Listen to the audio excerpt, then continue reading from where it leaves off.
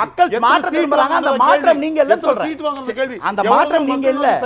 உங்க மோடஸ் ஆபரண்டிக்கு விஜய் கூட்டாதீங்க. அதுதான் சொல்றேன். சொல்ல மாட்டாரு, ஒளிவாரு.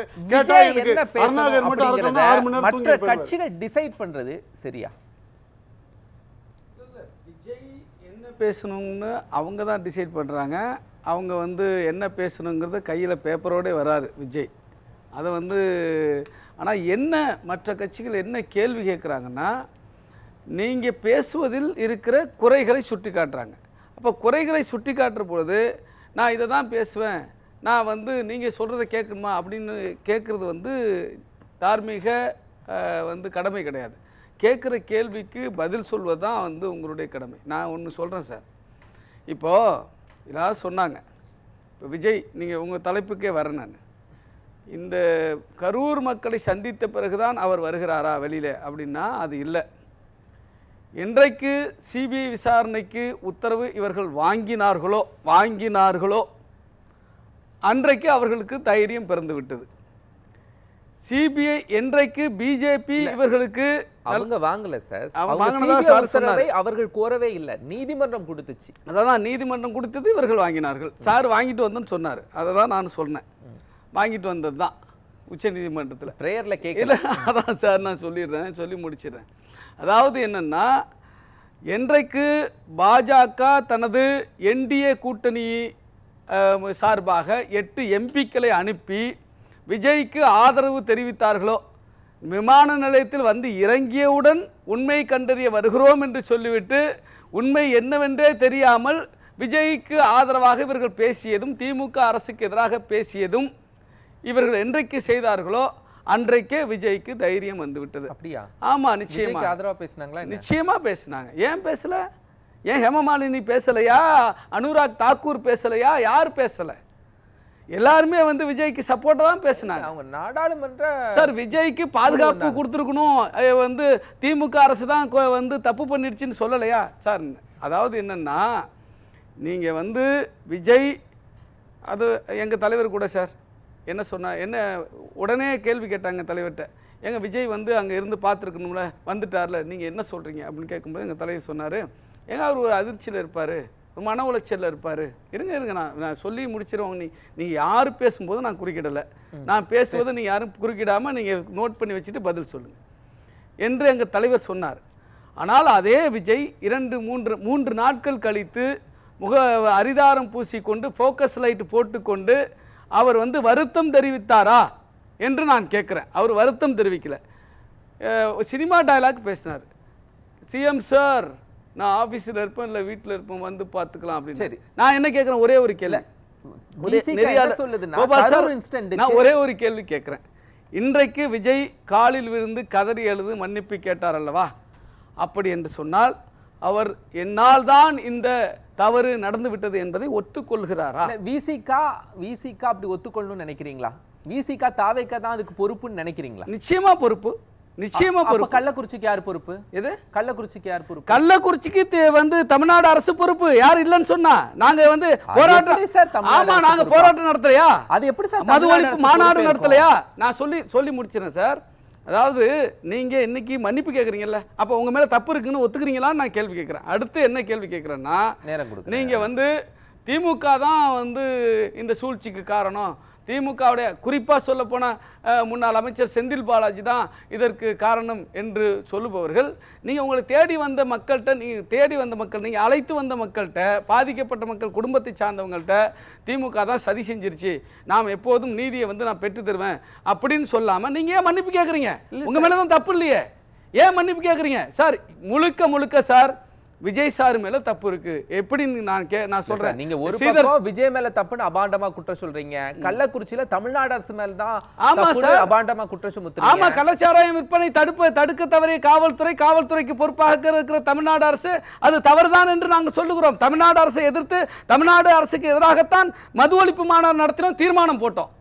ஒன்றிய அரசுக்கு எதிராகவும் தீர்மானம், தமிழ்நாடு அரசுக்கு எதிராகவும் தீர்மானம். அதனால திமுக நிர்வாகிகளை மேடையில் வச்சுட்டு நாங்க அதிமுக நிர்வாகியோட கூப்பிட்டோம் சார். இது பொது பிரச்சனை, அரசியல் வேண்டாம். இது எல்லாரும் சேர்ந்து மதுவை ஒழிக்கணும். மது தீங்கானது, சமூகத்துக்கு தீங்கானது, அனைத்து குற்றங்களுக்கும் இதுதான் பிரச்சனை.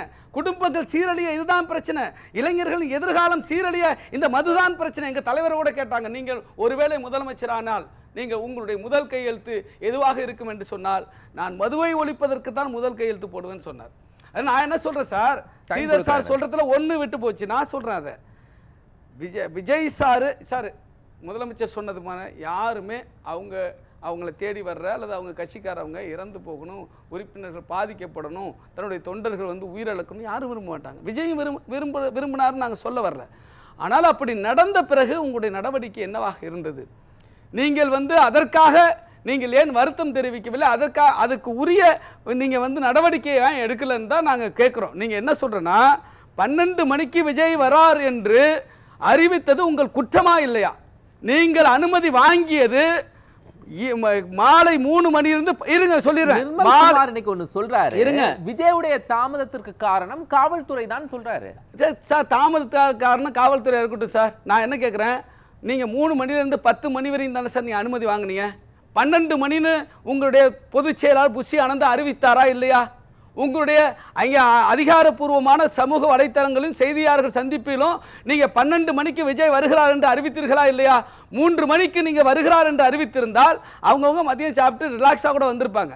12 மணிக்குன்னு சொன்னதுனால அவர் சினிமா ஸ்டார் இல்லையா, அவரை பார்க்கறதுக்கு குழந்தைகளும் பெண்களும் காலையிலிருந்து வந்து காத்திருந்தாங்க. அது மட்டுமல்ல, இந்த தவறுகளை எல்லாம் களைந்து விட்டு ஆக்கப்பூர்வமா செயல்படணும், அன்றாட பணிகளை புதிய குழு அமைச்சிருக்கல. இல்ல சார், அதுதான் நான் சொல்றேன். இந்த புதிய குழு எப்படி அமைச்சாங்கங்கிறத நான் சொல்றேன். சொல்லுங்க, எங்க வந்து இவங்களுக்கு தைரியம் வருது இன்னைக்கு வந்து சார்? நான் சொல்றேன் சார், இவங்க திமுக சதி பண்ணுச்சு, திமுக கரூரில் நான் என்ன கேட்குறேன், இதே திமுக தானே சார் உங்கள் பர்மிஷன் கொடுத்தாங்க, திருச்சியில் பர்மிஷன் கொடுத்தாங்க, நான் வந்து நாமக்கல்லில் பர்மிஷன் கொடுத்தாங்க, எல்லாமும் திமுக தானே சார் கொடுத்தாங்க.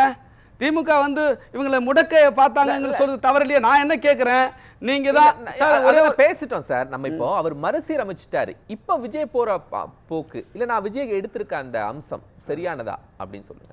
இல்லை விஜய் கிட்ட இருக்கிறவங்க எல்லாருமே எல்லாம் பிஜேபியோட ஆட்கள், ஆர்எஸ்எஸ் ஆட்கள். ஆமா, நான் வந்து ஒருத்தர சொல்றேன். எப்படி சொல்றீங்க? ஒருத்தர சொல்றேன் இன்னைக்கு. இல்ல நீங்க இருங்க, நீங்க பதில் சொல்லுங்க. விசிகால இருந்து ஆதவர்ஜுனா அங்க இருக்கிறாரு, அததான் சொல்றேன். விசிக அந்த ஆதவர்ஜுனாவை பத்தி தான் பேச வர்றேன். ஆதவர்ஜுனா பிஜேபியோட ஸ்லீப்பர் செல். அப்படி பிஜேபியோட ஸ்லீப்பர் செல் என்பதை நாங்கள் தெரிந்து கொண்ட காரணத்தினால்தான் என்றைக்கு நாங்கள் அவர் பிஜேபி ஆர்எஸ்எஸோடு அவர் இணக்கமான உறவு வைத்திருக்கிறார், அவர்களுக்காக வேலை செய்கிறார் என்பதை புரிந்து கொண்ட அந்த தருணத்தில் அவரை வெளியே அனுப்பணும். அவரை இடைநீக்கம் செய்யும் போது ஆர்எஸ்எஸோடு தொடர்பு வைத்திருக்கிறார், பாஜகவோடு தொடர்பு வைத்திருக்கிறார். அதனால அவரை நாங்கள் இடைநீக்கம் செய்கிறோம்னா திருமாவளவன் அவர்கள் கட்சியின் நிலைப்பாட்டுக்கு எதிராக, தலைமையின் நிலைப்பாட்டுக்கு எதிராக அவர் செயல்படுகிறார் என்பதில் அது அடங்கி இருக்கிறது. கட்சியினுடைய நிலைப்பாடு, தலைவருடைய நிலைப்பாடு, கொள்கை கோட்பாட்டுக்கு எதிராக அவர் செயல்படுகிறார். திருமாவளவன் என்ன சொன்னார்னா, 6 மாதம் பொறுமையாக இருந்து தன்னுடைய நிலைப்பாட்டை நிரூபிக்க வேண்டும் அப்படின்னு அந்த அறிக்கையில கொடுத்திருந்தார். நிச்சயமா எந்த இடத்துல ஆர்எஸ்எஸோடு இருந்தார்னு சொன்னாங்க. ஆர்எஸ்எஸோடு அவருக்கு தொடர்பு உண்டு. நான் பகிரங்கமாக ரஜினிகாந்த் சொல்றீங்க சார், இன்று வரைக்கும் திருமாவளவன் அவர்கள் சொன்னாங்களா? நான் வந்து பகிரங்கமா குற்றச்சாட்டு தாவேக்காவை சுத்தி இருங்க, நான் முடிச்சிடுறேன். முஸ்தபா சார், அதாவது என்னன்னா, விஜய் சார் இருக்காரு இல்லையா சார், இருங்க, விஜய் சார் இருக்காரு சார், அவரை தவிர பாக்கி எல்லாருமே பிஜேபியோடு தொடர்பு கொண்டவர்கள். புஷி ஆனந்த் அவங்களோடு ரொம்ப நெருக்கமானவர். நிர்மல் குமார் அந்த ஐடி விங்ல ஒர்க் பண்ணிட்டு இங்க வந்தவர். அததான் களை எடுக்கிறாரா விஜய்? அந்த விஷயத்தை தான் களை அவங்கள வச்சுக்கிட்டு தான் சார் நடத்துறாரு, அவங்கள வச்சுக்கிட்டு தான் நடத்துறாரு. இப்ப அவங்க முழுக்க பிஜேபி கைகளில் போய் கைப்பொம்மையா மாறிட்டாங்க சார். நீங்க ஒரு விஷயத்த நல்லா புரிஞ்சுங்க. இந்த இன்சிடென்ட், கரூர் இன்சிடென்ட், நான் இப்ப நியூஸ் 7 தொலைக்காட்சி மூலம் ஒரு குற்றச்சாட்டை வைக்கிறேன். என்னன்னா, திமுக சதி செய்தது, செந்தில் பாலாஜி சதி செய்தார் என்று இவர்கள் சேற்றை வாரி இறைத்தார்கள் அல்லவா? இல்லை, நான் சொல்லுகிறேன், பிஜேபியின் சதியால் தான் கரூர் சம்பவம் நடந்திருக்க வேண்டும். அவர்கள் எதற்காக அதை செய்திருப்பார்கள் என்று சொன்னால், விஜயை நேரடியாக கையில் எடுப்பதற்காக செய்திருப்பார்கள். அந்த விளைவுதான் இப்ப நடந்திருக்கு. செந்தில் பாலாஜி சதி செய்தார் அப்படின்னு யார் சொன்னாங்க? ஏன் விஜய் சொல்லலையா? ஏன் வந்து தாவேகா சொல்லலையா? ஏன் கரூர்ல மட்டும் நடக்குதுங்கிற கேள்விக்கு என்ன அர்த்தம்? கரூர் இன்சிடென்ட்க்கு விஜய் எந்த இடத்துல திமுக தான் காரணம் என்று என்ன அவங்க சொல்லவே இல்லையா? சரி, கரூரில் மட்டும் ஏன் நடக்க வேண்டும் என்றா என்ன சார் அர்த்தம்? கைப்புண்ணு கண்ணாடி வேணுமா? ஆதவர்ஜுனா சொன்னாரா? அனைவருமே சொன்ன செய்தி இது ஏன் கரூரில் மட்டும் நடந்தது? கரூரில் திமுக அதுதான் சார் அர்த்தம். ஸ்பெசிஃபிக்கா யாரு செந்தில் பாலாஜி பேரை சொன்னாங்க? ஒருத்தர் செந்தில் சொல்லுங்க. பாலாஜி பேரை 1000 பேர் சொன்னாங்க. நீங்க தாவேகாவில இருந்து யார் சொன்னாங்க? தாவேகாவில இருந்தா சொன்னாங்க.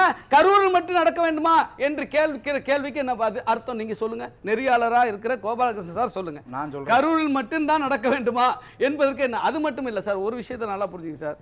இது முழுக்க ஏன் அதாவது சார் புஷி ஆனது மேல வழக்கு போட்டிருக்காங்க. ஏன் வந்து விஜய்க்கு அது பொருந்துமா பொருந்தாதானா? நிச்சயமாக பொருந்தும். என்னன்னா நான் விஜய் திட்டமிட்டு செஞ்சாரு, நான் திருப்பி சொல்ற திட்டமிட்டு செஞ்சாரு, வேணும்னு செஞ்சாருங்கிறத நான் சொல்ல வரல. ஆனா மக்கள் மீது அக்கறை வேண்டும், மக்களுடைய பாதுகாப்பின் மீது அக்கறை வேண்டும். அப்படி அக்கறையற்ற பாதுகாப்பற்ற அஜாக்கிரதையான ஒரு சூழல் அவருக்கே இருந்ததுனால்தான் இது நடந்தது. அதாவது ஒரு 500 மீட்டருக்கு முன்னாடி இதை மட்டும் சொல்லி முடிச்சேன். 500 மீட்டருக்கு முன்னாடியே டிஎஸ்பி சொல்றாரு, அங்க உள்ள போவாதீங்க, உள்ள போனீங்கன்னா அசம்பாவிதம் நடக்கும்னு சொல்றாரு.